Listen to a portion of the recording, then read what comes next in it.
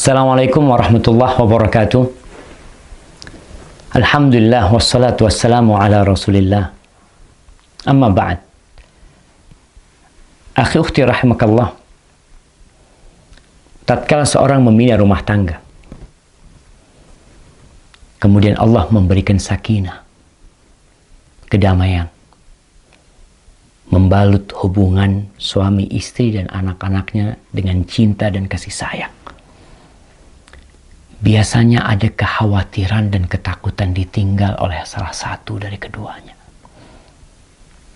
Istri biasanya yang takut kehilangan suaminya, takut ditinggal sama suaminya, tinggal mati, tinggal kawin lagi, tinggal kabur.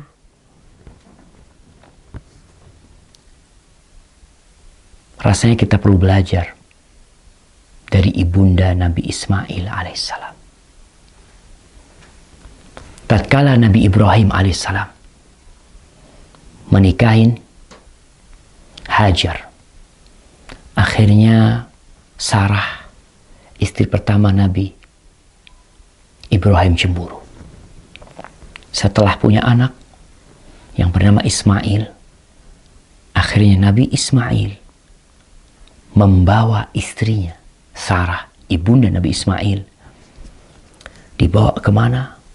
Dibawa ke Mekah dari Palestina sana, berangkat ke Mekah. Dalam kondisi Nabi Ismail masih sedang dalam susuan. Nih, Sarah, Hajar. Nah, Hajar bersama Ismail ditaruh di dekat Baitullah. Di situ ada pohon, namanya pohon Doha. Kalau kita tahu ibu kota Qatar, Doha, itu nama pohon tuh. Ada pohon Doha di situ yang letaknya di dekat air Zam-Zam, di tempat yang agak tinggi dari Masjidil Haram sana. Taruh di sana, kasih air, kasih makanan. Dan di Mekah tidak ada seorang pun yang ada di sana. Lembah kosong, tidak berpenduduk. Bukan tidak berpenduduk, tidak bertanaman, tidak ada tumbuhan yang bisa dimakan di sana. Taruh di sana. Lalu Ibrahim pergi. Nabi Ibrahim pergi meninggalkan keduanya. Ketika Nabi Ibrahim pergi, diikutin sama Hajar. Fatabi'athu ummu Ismail. Ini hadis dalam riwayat Bukhari. Ibunda Nabi Ismail ikut. Berkata, "Ya Ibrahim, aina tadhhab wa tatrukuna bi hadzal wadi alladhi laysa fihi insun wala syai." Wahai Ibrahim, kemana kamu mau pergi? Kamu meninggalkan kami di tempat ini, di lembah yang di situ tidak ada manusia dan tidak ada sesuatu apapun di sini. Nabi Ibrahim berdiam, tidak menjawab dan tidak menoleh. Menjawab tidak, menoleh tidak. Di sini Hajar sadar, mungkin pertanyaan dia yang salah. Para istri kadangkala salah bertanya kepada suami, sehingga terjadi perang di dalam rumah. Nabi Ibrahim tidak menjawab, dan Sarah dan Hajar kemudian mengatakan, Allahu amaraka bihadza. Dirubah pertanyaannya. Tadi bertanya, kami dititipkan ke siapa di sini nih? Kok ditinggal di sini? Dirubah pertanyaannya, apakah Allah yang memerintahkan kepadamu untuk melakukan ini? Pertanyaan istri Nabi. Kata Nabi Ibrahim, na'am, iya. Idzan la yudayyi'una. Kalau seperti itu, Allah tidak akan melantarkan kami. Sudah, kau berangkat. Pulang nih. Hajar berangkat ke tempat dia meletakkan Nabi Ismail. Nabi Ibrahim terus pergi sampai ketika sudah tidak kelihatan oleh Hajar. Nabi Ibrahim menghadap ke kiblat. Kemudian berdoa. Mengangkat tangannya mengatakan, Rabbana inni askantu min dzurriyyati biwadin ghairi dhi zar'in inda baitikal muharram rabbana liyuqimus salah faj'al af'idatan minan nasi tahwi ilaihim warzuqhum minas thamarat la'allahum yashkurun. Di surat Ibrahim ayat 37. Wahai Rabb kami, bapak berat meninggalkan istrinya, tapi itu perintah yang harus dilaksanakan. Kita kalau melihat kadangkala ada orang pegawai negeri dimutasi kemana, dimutasi ke tengah hutan, tinggal istrinya, dia berangkat.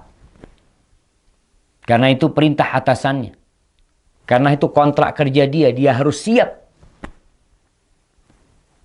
Kita kadangkala taat sama perintah manusia, tapi sama perintah Allah kita meremehkan. Nabi Ibrahim selesai ditinggal, dia berdoa, angkat tangan menghadap kiblat nih. Dianjurkan berdoa angkat kiblat dan angkat tangan menghadap kiblat. Wahai Rabb kami, sesungguhnya aku meletakkan dari anak keturunanku di sebuah lembah yang tidak tumbuh tanaman di situ, di sisi Baitukal Muharram. Ya Allah, jadikan mereka orang-orang yang mendirikan sholat.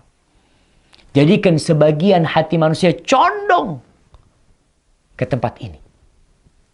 Karena harus ada kehidupan di sini. Ada rumahmu di situ. Dan berikan rezeki kepada mereka dari buah-buahan.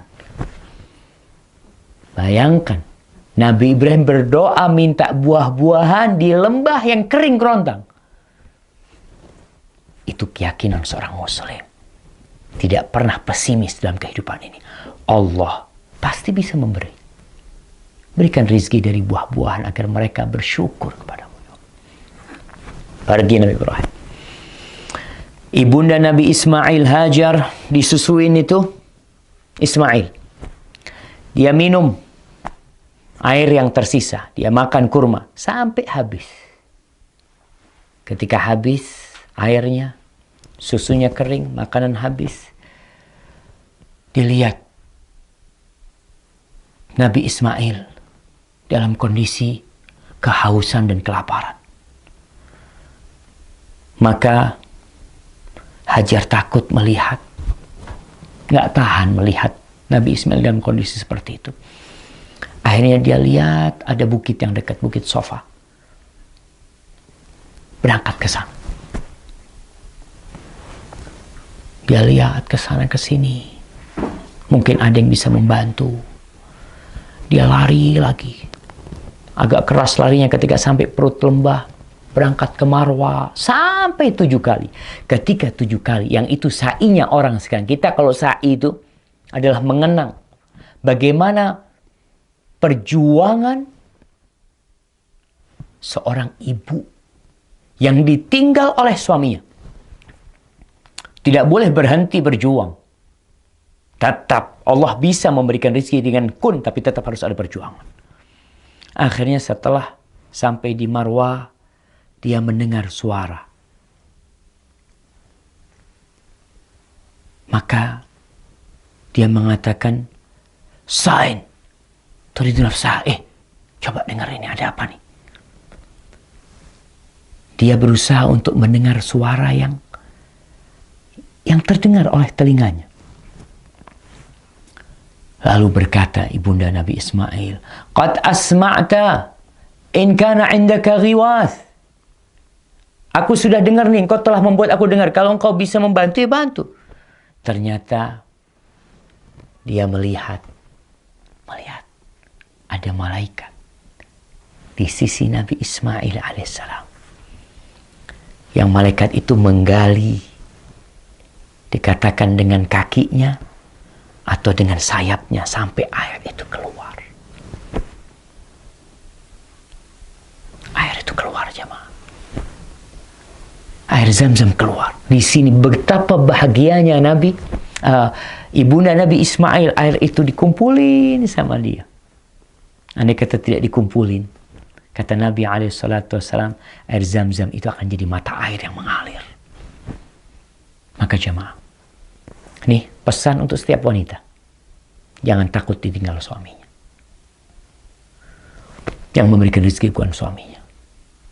Ketika lahiran, nggak ada suaminya, marah-marah sama suaminya. Suaminya tidak bisa berbuat apa-apa. Minta sama Allah, berjuang. Bagaimana Maryam berjuang melahirkan anaknya sendirian. Tidak ada yang membantu dia. Tapi yakin ada Rabbul Alamin. Semoga setiap wanita bisa mengambil pelajaran dari ibunda Nabi Ismail. Barakallahu fikum.